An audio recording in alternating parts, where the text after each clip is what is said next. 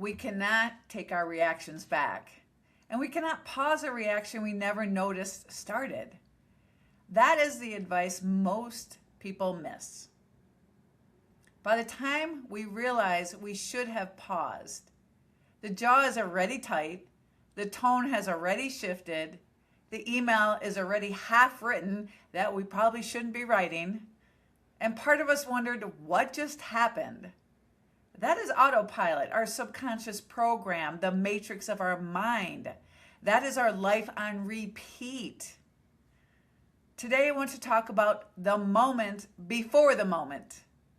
Not the blow up itself, not the apology afterwards, not the why did I just say that after everything has already landed weird. I'm talking about the spike, that little internal hit that shows up in the body before the mind has time to catch up. The oh crap, what did I just do? This matters because most of us think the hard part is managing the reaction. But the first real shift is noticing that a reaction has started at all. Awareness is the first pause.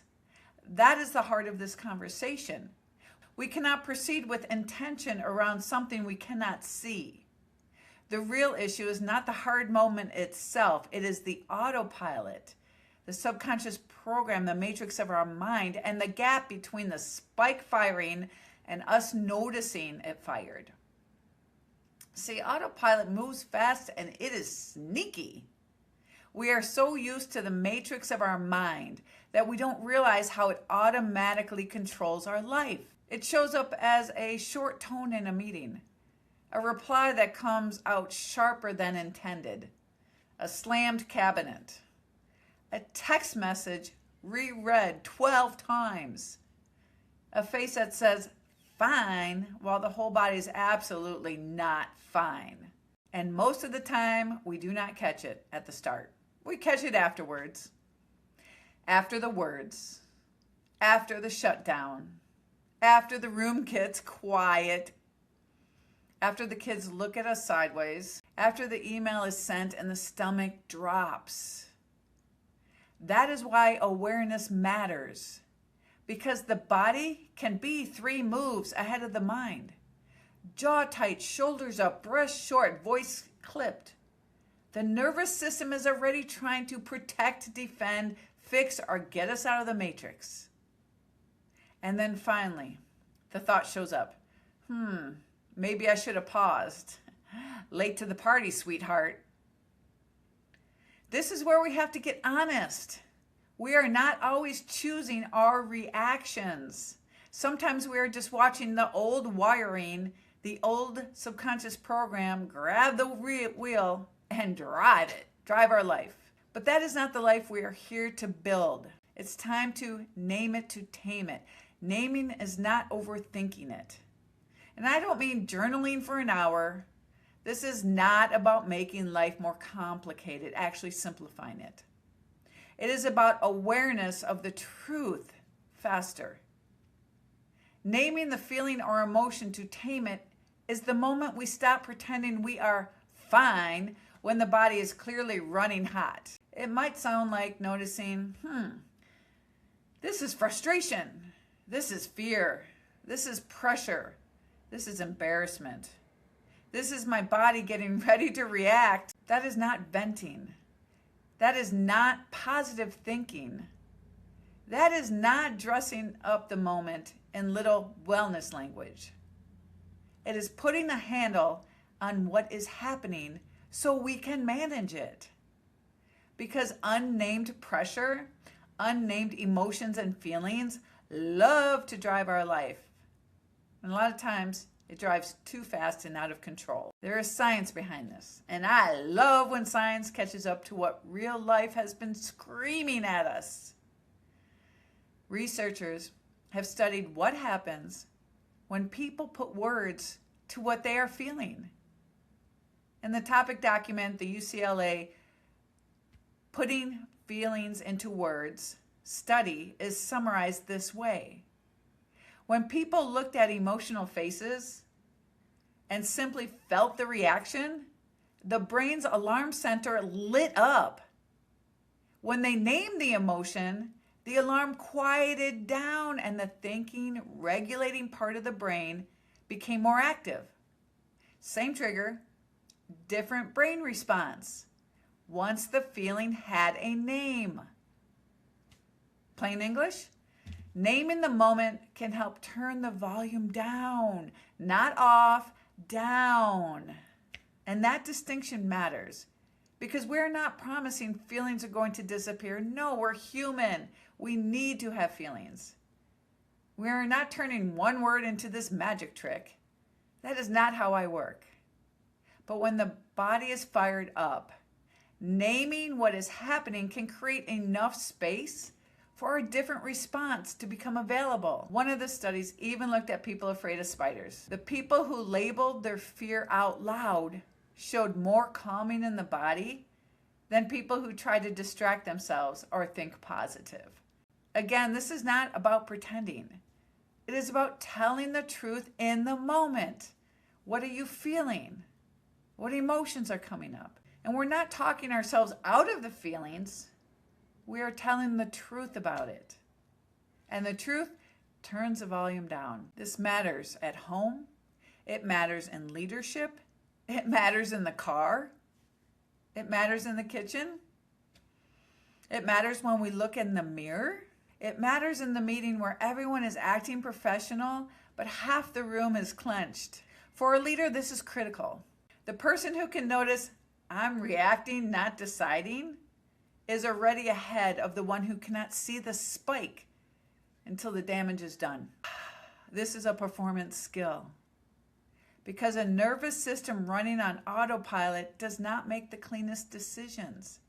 It makes the fastest ones, the defensive ones, the protective ones. Sometimes useful, often expensive. And at home, this might be the difference between snapping over shoes by the door or realizing the whole day has been sitting on our chest because something happened. In a relationship, this might be the difference between hearing a question as criticism and realizing the body is just responding to an old story. At work, this might be the difference between leading the meeting or letting the pressure lead it for us. It is felt in the room.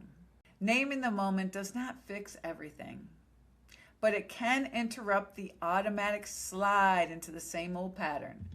It cracks open the matrix of our mind and allows us freedom to decide our next move. And that is where freedom starts to get interesting. So here's a pauser perspective. Those who practice pause, breathe, proceed. You see, a pauser is not someone who never reacts. No, we're human. So let's not make that weird.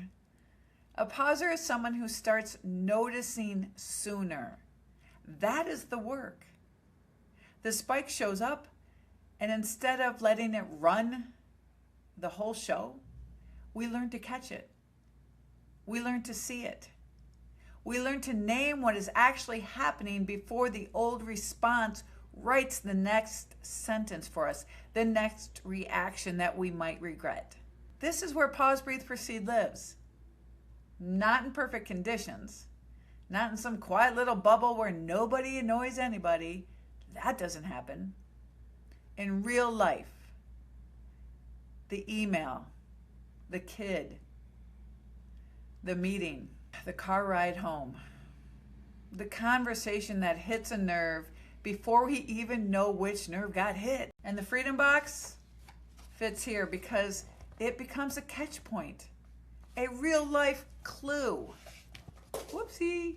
It's not another book that's going to sit on your shelf. We have reminders. A real life reminder that I'm fine may not be the whole truth. It catches us. It gives us space to pause and breathe. The study says plainly, and the box helps us remember that we can turn I'm fine into, oh, there it is. This is what I'm really feeling. This is what the tools are for.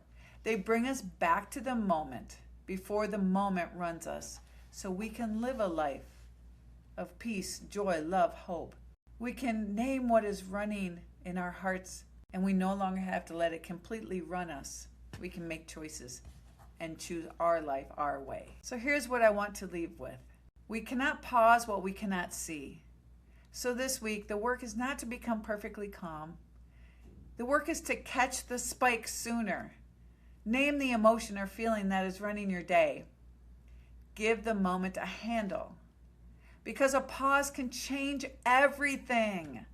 But first, we have to notice where the pause belongs. It's time to quiet the noise, rewire the response, and find our power. If this has helped, share it with someone who has been cleaning up reactions they never saw coming and they regret. Here is the pause or challenge for the week. Catch the spike before it catches the whole day, before it ruins your whole day. Catch it just once today. Notice when the hair on the back of your neck rises, when you're about ready to send that email you probably shouldn't. Notice the moment the body starts to shift. The jaw tightens, the breath gets shorter. The tone changes. The reply wants to come out fast and you know you shouldn't. Instead of powering through it and calling it fine, name what is actually happening. Pressure, frustration, fear, defensiveness, overload. No long analysis, just tell the truth about the moment before the moment takes over. This lets you take control of the moment. Because awareness is the first pause. And once we can see it, we have a better chance of not handing it the whole day and ruining our day. It's time to quiet the noise, rewire the response, and find our power so we can live the life we authentically and truly want to live from our heart. This is Karen Wright, a new way of living with a new way of thinking. Peace out. Love to all.